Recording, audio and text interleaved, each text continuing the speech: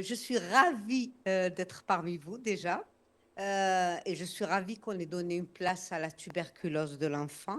Effectivement, s'il y a peu de données chez l'enfant et on a l'impression que la tuberculose de l'enfant, elle n'est pas très importante chez nous. Si elle représente 10% des tuberculoses dans le monde, elle ne représente que 2,54% de l'ensemble des tuberculoses dans notre pays. Mais est-ce que ce n'est pas en raison d'une sous-déclaration et peut-être d'un sous-diagnostic? Et aussi, les primo-infections tuberculeuses latentes, qui, vous le verrez, constituent quand même un problème à régler, eh bien, leur poids, on ne le connaît pas du tout, ni en pédiatrie, ni d'ailleurs chez l'adulte. Je préfère vous montrer les choses en image, effectivement, comme on le voit. Ici, la tuberculose de l'enfant, elle ne semble pas représenter, elle ne représente pas d'ailleurs une part importante de l'incidence des tuberculoses, toutes formes confondues. Et c'est encore plus vrai pour les TPM+. Ça, c'est encore une chose qui est encore plus vraie. Ce n'est pas tout à fait le cas de la tuberculose extrapulmonaire, puisque 13% des tuberculoses extrapulmonaires concernent des enfants de moins de 15 ans. La pédiatrie s'arrête à 18 ans, je vous le rappelle. Donc, c'est dans le monde que la tuberculose de l'enfant a été considérée comme un problème trop longtemps négligé parce qu'elle est paucibacillaire et donc c'est difficile de dire que c'est vraiment une tuberculose parce qu'il y a une insuffisance de notification et parce qu'on a considéré que ce n'était pas une priorité en termes de santé publique. Mais elle fait l'objet d'une attention accrue depuis quelque temps de la part de l'OMS. Vous voyez, les guides se succèdent pour parler de la tuberculose de l'enfant, aussi bien dans le sens de la prise en charge d'une tuberculose maladie que pour la prévention. En quoi la tuberculose de l'enfant et de l'adolescent peut-elle différer de l'âge de l'adulte? D'abord, c'est important d'identifier les enfants infectés parce que c'est un réservoir potentiel de tuberculose. C'est l'indicateur d'une transmission récente, quand ils font une tuberculose maladie, c'est en général dans l'année qui suit leur infection. Et la mortalité par tuberculose est proportionnellement plus élevée chez les enfants que chez les adultes. Par exemple, dans le monde, les 10% de l'ensemble des tuberculoses, mais c'est 15% des décès. Donc, c'est vraiment un enjeu majeur de faire le diagnostic et de prendre en charge ces enfants. Le diagnostic, il n'y a pas beaucoup de choses qui ont changé. Elle est toujours paucibacillaire, donc c'est un faisceau d'arguments. L'anamnèse, l'examen clinique, les tests immunitaires, on cède des tests immunitaires. Et moi, je trouve que l'intradermoréaction à la tuberculine m'est chère, même si elle est souvent absente de nos plateaux et la radiographie du thorax. Mais j'insiste qu'il faut confirmer par un examen bactériologique chaque fois que c'est possible, aussi bien dans les TP que dans les tuberculoses extrapulmonaires. Juste pour vous dire que le cut-off de l'intradermoréaction à la tuberculine, il est de 10 mm, quel que soit l'âge et l'immunisation par le BCG, que les tests gras sont plus spécifiques, mais que leur sensibilité, par contre, elle est similaire à celle de l'IDR et qu'elle est moindre chez le nourrisson, il ne faut pas oublier ça, et qu'un test gras, tout comme une IDR, c'est l'indicateur d'une infection et non pas la confirmation d'un diagnostic de tuberculose maladie, comme beaucoup de gens ont l'air de le penser parmi les pédiatres, parce qu'on a fait une enquête et que la confirmation bactériologique est importante, l'expectoration à partir de 10-12 ans, le tubage gastrique et tous les autres sites. Donc, il faut les mettre en culture.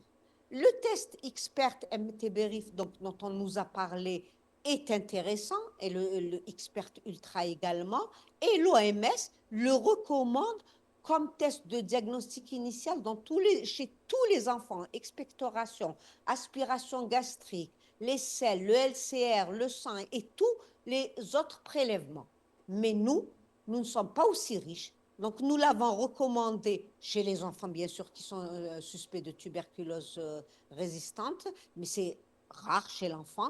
mais surtout dans les tuberculoses les plus graves, méningées, et les enfants gravement malades où un diagnostic rapide est crucial, et pour le VIH, en rappelant, comme on nous l'a dit tout à l'heure, qu'un résultat négatif ne permet pas d'exclure la tuberculose. Mais si on a fait une enquête donc multicentrique sur tous les CHU d'Algérie de 2019 à 2024, on constate que quand même, il n'y a que 64% qui a un examen direct et 43% la culture classique. C'est facile de dire que la tuberculose de l'enfant est possible-bacillaire si on ne cherche même pas les bacilles tuberculeux. Donc, il faut quand même les chercher et ça, c'est important. Alors, mais les gros changements dans la tuberculose de l'enfant, c'est en matière de traitement. En fait, on s'est aperçu depuis quelques années déjà que les doses chez l'enfant données chez l'enfant on risquait un sous-dosage avec un risque d'émergence de résistance bactérienne et d'inefficacité des traitements. Et l'OMS avait préconisé d'augmenter les traitements antituberculeux. J'arrive pas à voir les plaques suivantes. Ça m'embête, là. Oui, les doses d'antituberculeux chez les enfants, j'arrive. Oui, oui. Mais j'arrive pas, je ne sais pas. Oui. Ah, voilà. Donc, et ça, c'est merci. Qu'est-ce que tu as fait? Tu as dirigé comme ça, vers le bas. Donc, et ce, depuis 2010. Bien, nous n'avons pas été très réactifs en ce qui nous concerne, puisque nous n'avons opéré ces changements en Algérie. Pourtant, ça marchait bien jusque-là. Nous n'avons opéré ces changements en Algérie, la plaque d'avant, qu'en 2019, ça ne fait rien, c'est pas grave. Et on est passé donc de 5 mg par kilo, qui était l'ancienne dose, à une dose qui est de 7 à 15 mg par kilo. En même temps, on a introduit l'éthambutol chez les enfants de moins de 15 kilos et au contraire, plus de streptomycine chez l'enfant. Donc, je vais essayer quand même. J'essaye. Ça ne fait rien. Je te laisse continuer. Alors, la diapo suivante, s'il te plaît. Donc, voilà, vous avez les posologiques. Vous connaissez quand même, ça remonte à 2019 avec une dose moyenne d'INH de 10 mg par kilo, de rifampicine de 15 mg par kilo, de pyrazinamide de 35 mg par kilo et d'éthambutol de 20 mg par kilo avec donc des associations à proportion fixe qui sont dédiées à l'enfant de moins de 25 kilos, 75, 50, 150, l'éthambutol restant à 100 mg isolément. Et à partir de 25 kilos, un clic, un clic s'il te plaît. Donc, à partir de 25 kilos, c'est les mêmes doses que chez l'adulte. Et à partir de 16 kilos, un comprimé de 400 mg d'éthambutol suffit. Alors, quel est le rationnel? C'est l'efficacité. Ce n'était pas efficace puisque c'était des doses sous-optimales et près de la moitié des enfants avaient une dose inadéquate d'INH avec la dose de 5 mg par kilo. Donc, la deuxième chose, c'est la toxicité. En fait, on a constaté qu'il y avait un excellent profil de sécurité avec les nouvelles posologies, sans risque de toxicité associée accrue, en particulier d'hépatotoxicité dont on nous a parlé. Et en ce qui concerne l'éthambutol, il y a eu de nombreuses études, des méta-analyses également, qui ont montré que l'éventuel risque de névrite optique était très faible et on ne pouvait pas se passer d'un médicament qui était quand même très intéressant chez l'enfant non plus. Diapo, s'il te plaît. Donc, mais si on voit la réalité du terrain, regardez, cette enquête, elle a commencé en 2019. Là, il y a eu l'arrêté. On voit que 50% des enfants continuent à recevoir les anciennes posologies. C'est nous les pédiatres, hein, notre mea culpa, hein, puisque c'est nous qui traitons les enfants. Et ça a continué après, hein, dans les SCTMR où ils sont confiés à partir d'un certain moment. Diapo. Et, et donc, autre chose maintenant, un autre changement, mais qui est quand même majeur, c'est le raccourcissement. L'OMS avait décidé le raccourcissement de la durée du traitement chez les enfants et les adolescents qui ont une tuberculose non sévère. Pourquoi? Diapo. Donc, en fait, c'est après cet essai Shine qui a été publié dès 2019, puisqu'il a eu lieu entre 2016 et 2018. Il a concerné 4 pays, l'Inde et 3 pays d'Afrique. Diapo. Et qu'est-ce qu'il montrait, cet essai Shine? Il montrait chez des enfants entre 3 mois et 16 ans, il y avait 1200 enfants, un bras avec 6 mois de traitement et un bras avec 4 mois de traitement chez les tuberculoses non sévères. J'insiste là-dessus et on va les reprendre. Il a montré la non-infériorité, pas la supériorité. C'est un essai ouvert, randomisé, hein, de non-infériorité du schéma thérapeutique de 16 semaines, donc de 4 mois, aussi bien en intention de traiter que dans les analyses per protocole. Alors, l'OMS a donc recommandé de traiter les enfants entre 3 mois et 16 ans avec les tuberculoses non sévères, un schéma thérapeutique de 4 mois, c'est-à-dire les tuberculoses des ganglions lymphatiques périphériques, les tuberculoses médiastinales, sans trouble de la ventilation, les épanchements pleuraux non compliqués et les maladies possibacillaires non cavitaires limitées à un seul lobe et sans aspect miliaire. Ensuite, alors est-ce que d'autres pays ont suivi? Eh bien, regardez, les Américains, l'ATS a recommandé ce schéma à partir de janvier 2025. Et pour une fois, Diapo, nous avons été quand même assez réactifs puisque vous voyez, eh bien, on a adopté ce schéma, nous également, Diapo, et on a donc considéré de donner ce schéma dans les adénopathies médiastinales, les adénopathies tuberculeuses superficielles, les épanchements non compliqués. On n'a pas pris les tuberculoses localisées à un seul lobe parce qu'on a eu peur des erreurs d'interprétation de radio du thorax. Donc, on a préféré être prudent. Pour les autres indications, eh bien, nous avons conservé le traitement de 6 mois, aussi bien pour les tuberculoses pulmonaires que dans les tuberculoses extrapulmonaires. Et en ce qui concerne le reste du traitement, méningite, tuberculose vertébrale, tuberculose ostéo-articulaire, c'est le même traitement et les mêmes durées que chez l'adulte. Déjà, on en a très, très peu maintenant en pédiatrie. Donc, la corticothérapie adjuvante, elle est importante chez nous dans les adénopathies médiastinales compressives, les méningites et autres tuberculoses des séroses pleurales, péritonéales et péricardiques. La prévention de la tuberculose maintenant, eh bien, toujours le même trépied, prise en charge des TPM+, la vaccination par le BCG et l'identification des sujets contacts dont il vous sera parlé plus loin. Alors, je vous rappelle que, comme le disait Edith Lincoln en 1961, ça reste toujours d'actualité. Partout où il y a des adultes tuberculeux, il y a des enfants infectés. Donc, il faut traiter les adultes tuberculeux.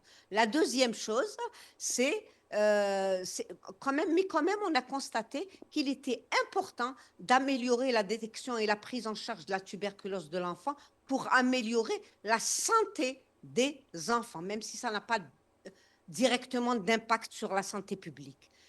Diapo, en ce qui concerne le BCG, ce n'est pas un très bon vaccin, le BCG. C'est un vaccin qui protège très bien contre les formes graves, mais il est insuffisant pour considérer que c'est une mesure efficace dans les autres formes de tuberculose. Et d'ailleurs, il y a beaucoup de recherches sur de nouveaux vaccins, c'est très important. Et donc, si on veut atteindre l'épisode, NTB en 2035, Diapo, il est aussi très important, il est important bien sûr de traiter les tuberculoses pulmonaires, quel que soit leur âge, de donner ce vaccin, mais également, Diapo s'il vous plaît, Diapo encore, encore. Donc, vous voyez, le vaccin par le BCG, c'était bien parce qu'on voit que la couverture vaccinale, c'est le seul vaccin qui a une très bonne couverture vaccinale relativement en Algérie. Diapo, mais il est très important également donc de considérer la prévention des tuberculoses latentes dont on va vous parler. Alors, encore, on va plus loin. Voilà. Et il y a eu une circulaire, donc, qui concernait chez les enfants en 2025, qui concernait chez les enfants tous les sujets contacts, quel que soit leur âge, les enfants et les adolescents VIH et les sujets à risque, parce qu'en pédiatrie aussi, il y a des sujets à risque, principalement les enfants qui reçoivent des biothérapies. Et quelle est l'attitude? Alors, diapo. Oui, alors qu'est-ce qu'il en est en Algérie? Il y a une meilleure notification des cas d'ITL, comme nous l'a montré le professeur Tarit au début des présentations, mais il y a encore à faire. Alors, diapo. Donc, ce qu'on peut voir, c'est cette amélioration, mais il y a encore une sous-notification, très certainement, une sous-déclaration, ça c'est sûr. Alors, chez les sujets contacts, les enfants de moins de 5 ans, il faut d'abord éliminer une tuberculose maladie, c'est-à-dire qu'il faut examiner l'enfant et si nécessaire faire une radio, mais si ce n'est pas une tuberculose maladie, on va traiter, on va donner un traitement prophylactique. Les grands enfants, non, on va tenir compte soit de l'IDR, soit des IGRA, et ça va vous être certainement mieux individualisé par le professeur Snobar, diapo. Et diapo, c'était juste pour la montrer. Mais qu'est-ce qu'il en est dans la réalité du terrain? On a fait une enquête dans certains SCTMR et ce qu'on peut constater, diapo, c'est que et effectivement, il n'y a eu que 93 cas d'ITL qui ont été diagnostiqués. Quand on pense au nombre d'enfants qu'on a en Algérie par famille, il y a certainement une sous-notification. Alors, diapo, et on voit qu'il n'y a que 58% qui ont reçu une chimioprophylaxie. Ce n'est pas très, très mauvais. Dans le monde, l'OMS dit qu'il y a à peu près 30% des ITL qui reçoivent une chimioprophylaxie. Mais ce n'est pas encore optimal, hein, on ne peut pas dire ça. Hein. Donc, il y a de l'amélioration, d'autant que seulement 81% des enfants ont achevé leur traitement. Donc, il y a encore beaucoup d'améliorations à faire dans le cas des ITL, pour lequel, quand même, la politique NTB considère que c'est un pivot important d'arriver à éradiquer la tuberculose en 2035. Diapo. Donc, la chimioprophylaxie, c'est du RH aux mêmes posologies qu'on a dit jusque-là. Et diapo. Il y a d'autres alternatives thérapeutiques dans le monde. La rifapentine et l'isoniazide, par exemple, pendant un mois, ça peut être intéressant. Mais diapo, le CDG, considère quand même que l'option 3 mois de RH, c'est une des meilleures aussi bien pour l'iniquité que le taux d'achèvement du traitement, etc. Elle est très intéressante.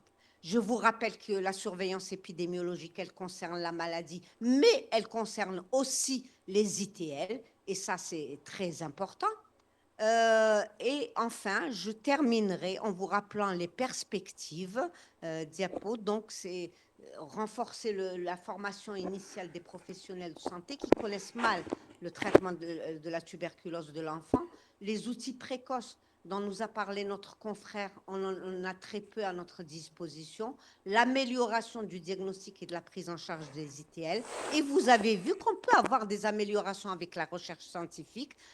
J'ai vu tout à l'heure une question de quelqu'un qui demandait et qu'est-ce qu'il en est des traitements courts. Eh bien, vous voyez, ils sont appliqués chez l'enfant dans leurs indications. Et je vous remercie. Merci, professeur Benhalla.